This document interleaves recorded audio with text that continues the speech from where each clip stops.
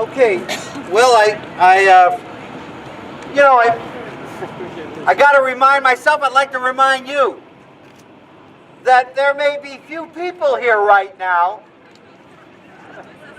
very few people, and all the fancy folks are over there, and they got a band and a big building, and they own the people's house. We represent more people, more human beings who can't get here. The poor farmers, the poor women and children of the world, whom they talk about like they care about. We're representing them. Yep, that's right. Because they got no voice.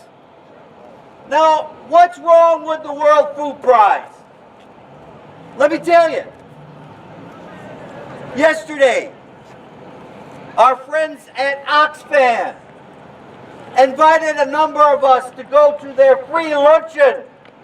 Oxfam is one of the groups inside there, folks. But they think like us. They care for the poor. And they care for women. Oxfam invited us to this luncheon, and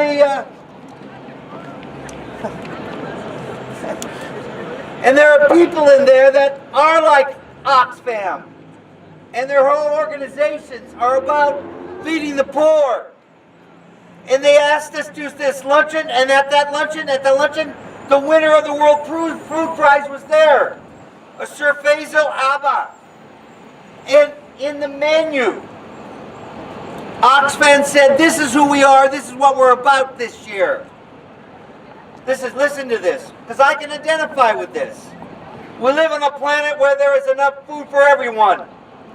Yet almost 800 million people, mostly women and children, endure chronic hunger and suffer from nutritional deficiencies. While current production of feeds the world, people living in poverty face many hurdles in obtaining sufficient food to ensure health and nutrition. The good news is that it's just and a healthy system can be achieved. And how this can be achieved? By empowering and investing in women farmers is one of the most effective ways to fight hunger and create a more resilient and secure planet. The UN Food and Agriculture Organization estimates that if women farmers had the same access to resources as men, the number of hungry in the world would be reduced by 150 million. And they're right. Yeah. Oxfam wants to empower women, poor women. They honored two wonderful women. They told their stories from Tanzania and Nigeria. Extraordinary individual heroic stories. And then came the clarification for us, what the World Food Prize is all about.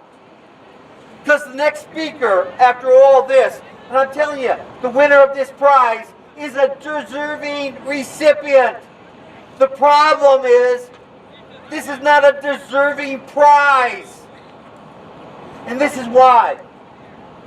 The next speaker and final speaker was the former Iowa Lieutenant Governor, Secretary of Agriculture, Patty Judge. She was picked because clearly she is a woman.